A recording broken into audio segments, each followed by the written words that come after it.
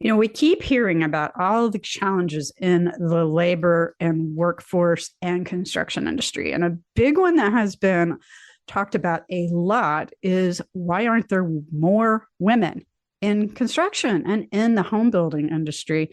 Why aren't there more women in the skilled trades? And as you guys know, I'm a huge, huge advocate for this and for workforce development. So I have a solution, at least one. Um, this is a project called The House That She Built. And this is really a phenomenal project. And I am going to be having a guest here in a moment that is going to share all about the house that she built, why it's so important, and how you can find out more about it.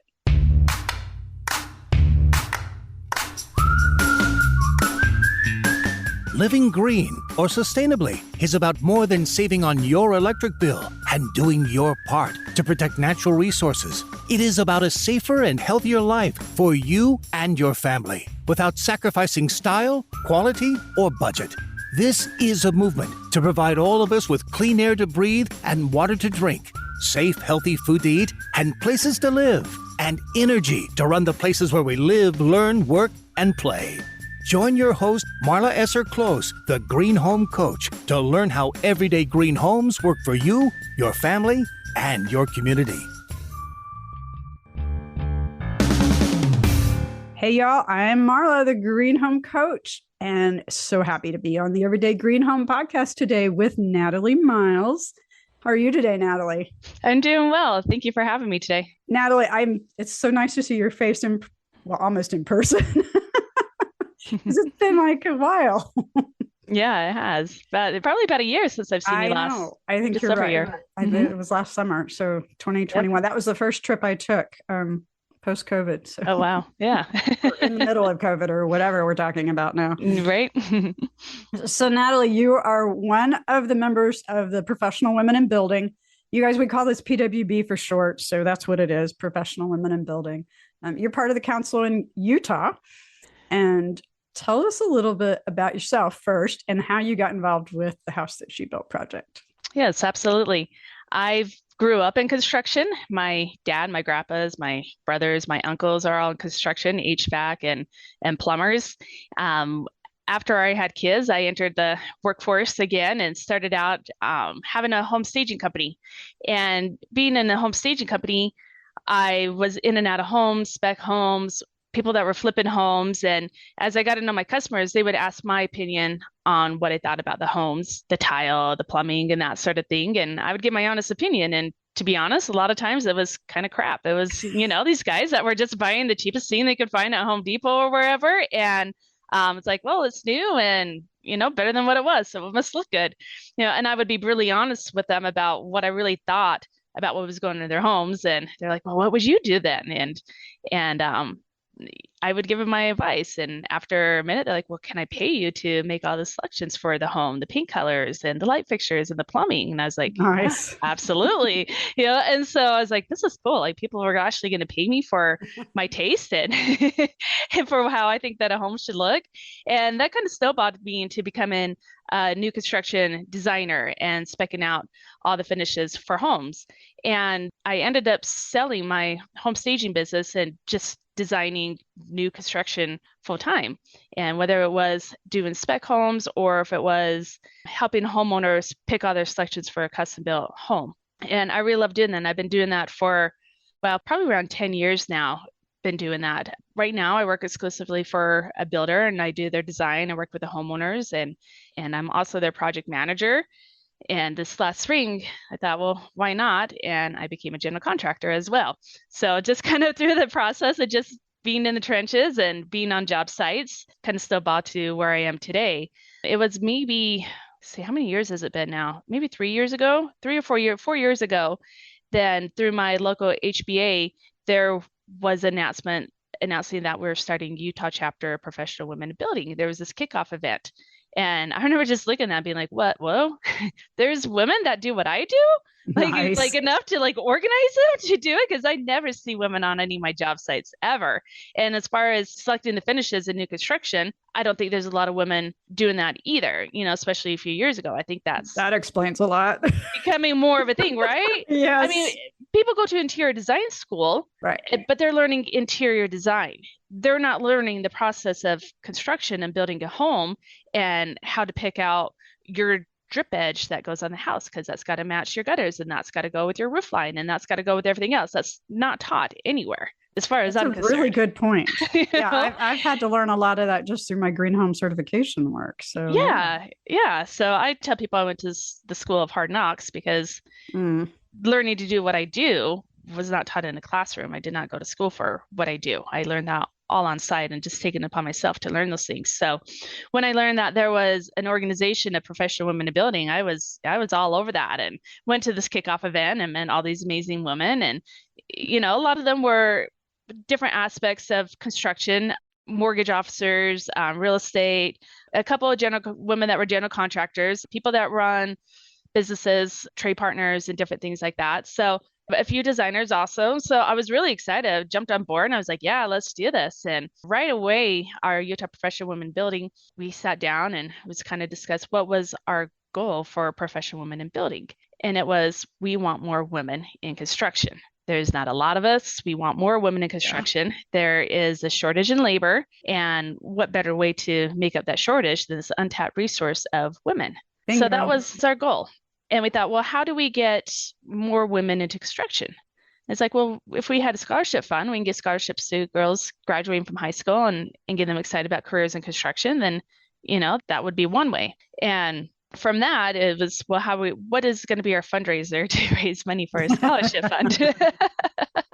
And it was just kind of thrown around in this roundtable discussion, just kind of jokingly was like, oh, you guys should all build a house all by girls. And this was by one of our male friends, was like, you should build a house all by girls. And the women at that meeting were kind of looking at each other and kind of like, well, you're a general contractor and we know so-and-so, and just kind of the wheels started spinning. And the same man, he says, oh, you guys can't really do that. You can't build a house all by females. Uh-oh. And we all know if you tell a woman she can't do something, especially strong alpha women, it's like, oh, yep. Don't tell me what I cannot do. And so the idea of the house that she built was born. And the Utah PWB, as a new young chapter, decided to build a house all by females. We thought, like, how hard could that be? And it was very hard, but you know what? We did it. And I signed up. I was all in. I was so excited to be able to work on a project with all women and be on a job site with all women and do this incredible thing. I was all in. And so I volunteered to be the materials coordinator to try to get all of our material donated for this project. And we ended up having almost all of our material donated for the house that she built. The women that worked on the house, almost all of them volunteered. And so we were able to not only build a home all by women, which is incredible, but we did it as a nonprofit and was able to profit a lot of money off of this house to create our scholarship fund. Nice. By doing the house that she built. So was it easy? No, no, it was not easy. But the opportunity to be a part of that, it was life-changing for me. And then so many times it just takes people seeing someone that looks more like them or hearing about a situation that is something they can relate to put these new thoughts in our head and to think about, oh, wait a minute, that could be me, that could be my daughter, my sister, my friend. And I just think we're one of the most male-dominated industries around in construction, and it has been. And there's still a lot of challenges to being a woman in the construction industry. But there's also a lot more of us that support each other. And that's what I love about professional women in building. It's just huge group of women across the United States that support each other. And, you've been in some of the meetings, you walk in and you've never met somebody and you instantly have a friend because you have this connection through PWB. And yeah, absolutely. And I think that's the thing that we all enjoyed the most about working on the house that she built. Yeah, it was an incredible project to work on. We learned new skills because we couldn't find females to do it. So we would learn how to do it ourselves. Wow. We have really incredible experiences, but the tribe that we found by working on this project, and not just with the women part in our Utah PWB, but several women that came in that were trade labor that came and worked on it. But we had women come from across the United States. That's awesome. awesome. You came out here and spent some time at the house, and we had Kelly Ireland. She's out of Pennsylvania, and she came out and did our rough plumbing. We had women come from Bozeman, Montana to do our drywall. I mean, we really had women from all over the place come, and there were women that we still talk to and we're so connected with, and just having that sisterhood, that was amazing. And that was something that we just didn't expect, just how much those bonds with the women working with them would last for us. So how long did it take you guys to go from idea to final ready to show off the house? So we came up with the idea about 2 years prior to breaking ground on it. Okay. So 2 years, we started planning and how this was going to happen. Our biggest thing was getting our lot, the piece of land to be able to build on. And then it was securing donations for material and finding women. So we were probably close to 2 years in prep before we were actually breaking ground. And the crazy thing is that we broke ground on this project in the middle of a pandemic. Yeah. Of all things to be going on. If we didn't have enough troubles, leading up to this project, let's build a house all by women as a nonprofit in the middle of a pandemic. So with supply chain craziness and donated products and we definitely had our challenges, and we gave ourselves a pretty good buffer timeline for building the home. If we were building a home in a normal kind of time, as that was not a pandemic, but we committed to put ourselves in the Utah Valley Parade of Homes. So we broke ground September 2020, and we finished the home end of May 2021. That's pretty good. It's pretty good. We were talking about building a home in a pandemic. Yeah. And, with it having its own challenges, but we gave ourselves a deadline as well. And being able to meet that deadline in a pandemic with having women volunteer their time to work on this home and asking manufacturers to donate their material also, it was quite the feat to have. And we definitely had a lot of stumbling blocks put in our path, but it just made the project even more satisfying that we were able to do that, given whatever hurdles we had. And I think that speaks very strongly of women in general. That we persevere, we're strong, and we're, give us a challenge, we'll do it. Tell us we can't build a house, we're going to do it. Oh, give us a pandemic, fine, whatever. We take care of sick kids all the time. Have you ever had a sick husband? We can build a house during a pandemic, trust me. I know, we are the multitaskers, that is for sure. Exactly. October is Careers in Construction Month, when National Association of Home Builder members and state and local home builder associations participate in a national campaign to raise public awareness about the great jobs available in home building and related trade professions. There are a ton of resources available at nahb.org. Just search Careers in Construction Month to find the toolkit, days that are special days for you to accentuate and to learn more about how to share the great opportunities in our building industry with others in your community. So y'all had a lot of people designing different aspects of this house. How did that all work out with having so many cooks in the kitchen? Yeah, that was a really interesting part. That was one thing we didn't have a shortage of, was designers to work on this house.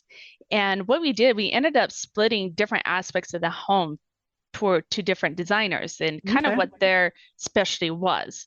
And so we had one designer, and she was in charge of the kitchen and living area. We had another designer, and she excels at bathrooms. And so we let her take the bathrooms and the laundry room, and other designers, we let them take the bedrooms. And so we really kind of divided up different spaces of the home for different designers. And they had their own meetings throughout the process and kind of putting their ideas together and brainstorming about how it was going to work. And even though we had different women working on different aspects of it, the way that their style and their tastes all came together to create a beautiful home, it was just amazing. You would never know that it was several designers that worked on this home.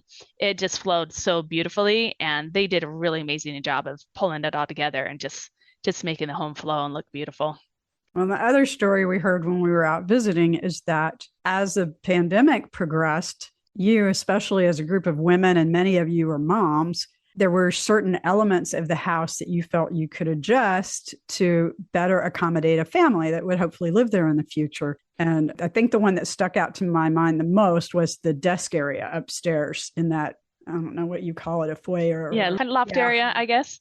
That's a good word. Yeah. And the thing is when we designed that loft area, that was pre-pandemic. And we had this beautiful loft area, the beautiful built-in desks and study area where kids could work on their homework and have a space that was away from televisions and bedrooms and things like that, but a place centralized for them to work on their studies. And that was actually pre-designed into our home. And then we had this pandemic hit and kids were doing their school from home and parents were working from home. We're like, wow, we already have this space built in, where kids can do their work, where they can join their classrooms online, already built into the home.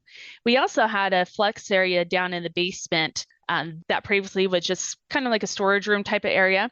But we turned this into a home office space where, again, this was planned pre-pandemic and then the pandemic hit us where now we have mom and dad are working from home. We have the kids doing school from home. And so it actually really worked well with it being a pandemic where we had an area down in the basement for mom, dad to be able to do the work. And then on our second level, we had this built-in study area for the kids to do their work. So there was definitely areas for people to continue on with their daily lives without being interrupted by each other. So that's awesome. Because I thought those were all made during the pandemic. That's even better that they were pre-thought out. Were any changes made as a result of the pandemic or as a result of things you learned during the building process? Some things that were changed because of the pandemic, our building process was changed. Definitely. We had to take more precautions on how many people were on the job site and, when masks were required and different things like that. So certain health things site while building the house, we had to adjust a little bit. But as far as the house, we became a little bit more concerned about how clean the home was and the air and things in there. Some things that we had in the home to make it a healthier home. We had these beautiful skylights that were donated to us, and to be able to open those up and allow fresh air flowing through the house and sunshine in areas that were normally kind of dark was a really beautiful thing. We had this fan system that was in our attic that kept the cold and the heat kind of flowing through the house and keeping the house balanced. So we weren't running air conditioner and heating nonstop. So there was different things that we became more aware of what's important for the cleanliness of our home and for the air that we breathe. So there were a couple of things that were taken into consideration. Well, that's cool. Yeah. And so for you listeners out there, one of my partner companies that I love to partner with, Wellness Within Your Walls, their founder, Jillian Pritchard Cook, and I went out to the house that she built last year. And what was so cool is y'all did not build the house with wellness within your walls practices in mind. But what we discovered was that you had embraced many of the practices of a healthier, better home anyway. And that was really fun for us to be out there and discover the things that y'all had done that really help people to have just a better environment. And I'm going to go out on a limb here, but I think part of that is just we as women tend to, and it's stereotypical, folks, I get it, but we do tend to think about the wellness, the nurturing things, and those kind of things are much more important in our day-to-day lives, I feel. So yeah, no, I agree. I think that if we're given an option between an element, say it's maybe your HVAC system or your water heater, and one might be a little bit cleaner or might be a little bit energy efficient or whatever. I think as women, we'd be more apt to spend a little bit more money to know that the air that we're breathing is clean or the water that is going through our home is more purified or more filtered or whatever. And I think that we kind of lean towards those things knowing that, I'm willing to pay a little bit more money for a product that is a little bit healthier and safer for my home. Yeah. I think we're becoming more, well, it's a saying I kind of referred to over the years, but that it needs to be beautiful. It needs to look good and perform well. Yeah, absolutely. I agree. Forget this. My own brain isn't awake today. Whoops. So for that, how many women do you think ended up working on the home, all told? I think we had just over 100 women come and work on this home. Wow. Yeah. And I think, you experienced this because you came to the home, but when we were finished with the home and we're showcasing the home and letting people come and take a look and tour the house, one of the things that was pretty impressionable is inside the garage of our home, we had these murals of all these pictures of all the different women that came and worked on this home. And I think a lot of people kind of question, it's like, oh, women didn't, you didn't build all of the house, Oh especially little yeah. kids, teenagers and younger. It was Yeah. like you guys built this house, like whatever, like what does that even mean?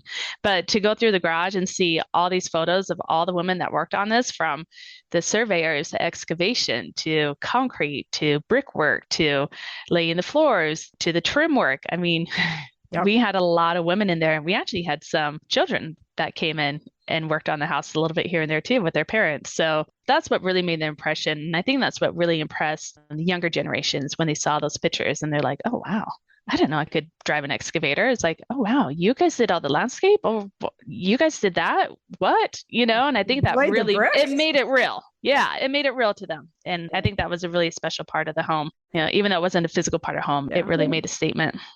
Well, speaking of young people, one of the other things that came out of this project is a book. Yeah.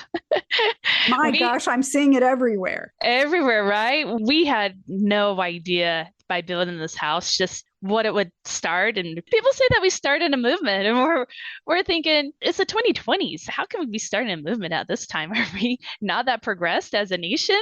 Yeah. But we had no idea just by building this house just how much this would snowball and how it would just keep playing forward.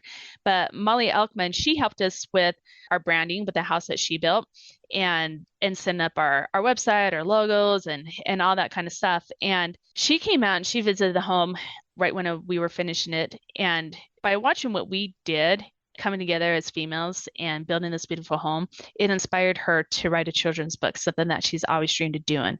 And she wrote the children's book, The House That She Built. And it is such a beautiful book showcasing women doing all these different things in construction. And it's a beautiful picture book to show little kids these careers that girls can do. And it's amazing. That's our home on the cover. And yeah, I didn't know if it was here or in my office. Thank goodness. Yeah. Oh my gosh. It just makes me so happy every time I see that book, and it's everywhere. And it's like, wow. And Molly's done an amazing job of promoting that book and getting it in so many classrooms and everywhere you look, construction related. It's it's pretty much everywhere. Right. And we're overwhelmed because we're like, wow, Molly, that's so amazing. And she's like, well, I couldn't be doing this if you guys didn't build the house. It's such a remarkable tool that we now have to get into elementary schools and younger generations to be able to share this message with girls, not just here in Utah anymore, but everywhere. Everywhere they have this opportunity to get their hands on this book and to see careers that are predominantly done by males, to see those done by females. And what an amazing thing. Now, I actually want to approach my sorority about our national philanthropy as literacy. I want to approach them about including the house that she built in our books that we try to go out and read with the different elementary schools and stuff. So yeah, it was the fun thing is about a year ago, one of the designers that worked on the house that she built, she was approached by one of her friends that's a Girl Scout troop leader and asked if we could come and do an evening with the Girl Scouts with her troop.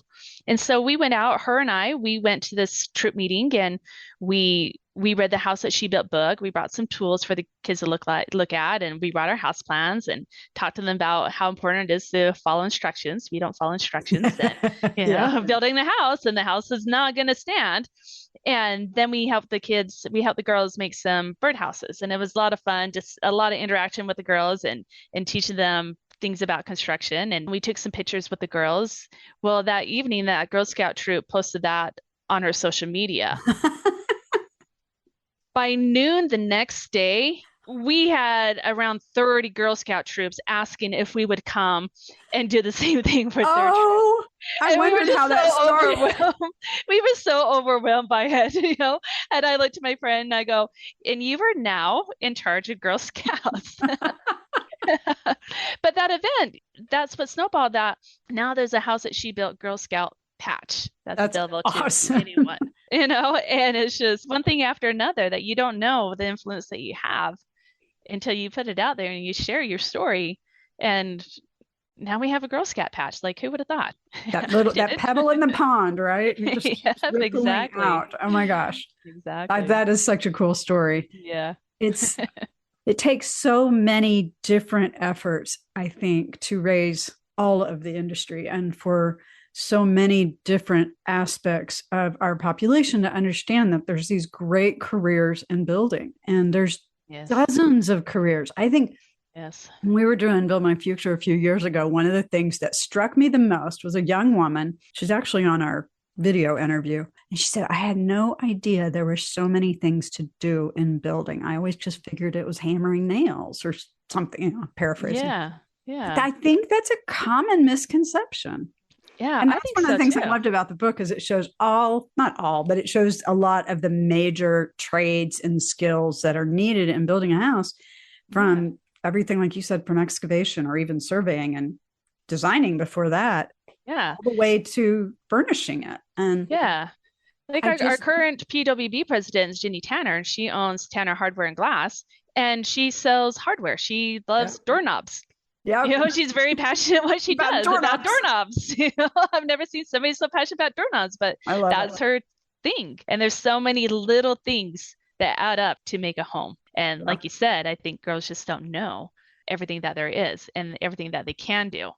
It's you don't have to go out there in the hot sun or the cold winters and pull out your hammer and nails and do that. If you want to do that, absolutely go and do that. But there's so much more to a home than just hammer and nails. Yep, a ton. And I mean, we've got so many different ways to build homes and different ways that are regionally better, in Santa Fe, New Mexico, they may do better building a house differently than they build it in Minnesota. Yeah. There's just so many different things to learn. That's one of the things I love about being in this industry is there's always something new to learn. Yep, absolutely. Always. Yep. Definitely. Yep. So have you had other PWBs or groups of women approach you about guiding them to build their own house? Yeah, we're actually really excited. And this is what we really hoped would happen. When we started building the home, the process, and after, we kept getting asked, when are you going to do the next one? When are you going to do the next one? We're like, oh my gosh. It's like having a baby. I'm like, yeah, don't ask. Like, give me a rest. Yeah, give me a minute. But we were hoping to inspire other PWBs to take this program to their states because we were able to create such a significant scholarship fund for here in Utah. Yeah. And that's going to expose a lot of women to the trades and to the careers in construction here locally. But if we can do the same thing across the nation, we really are changing the face of construction. Yeah. And so we do have Denver areas doing a remodel kind of space, and they're kind of calling it the house that she built remodel, I think is what they're doing over there. We have the Bay Area of California. They announced that they are going to do a house that she built.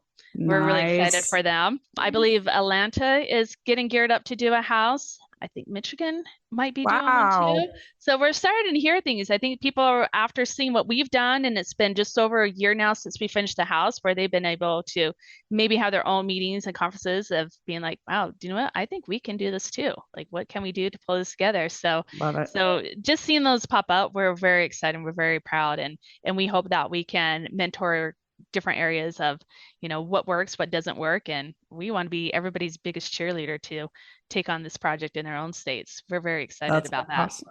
With the Girl Scout patch, is there a way for the local PWB chapters to be involved with the Girl Scouts on that patch? Right now, they're working on kind of improving the Girl Scout patch. I mean, we haven't had it out that long, but we're already working on improving it. Love it. A lot of that is going through Molly and the She Built Book website.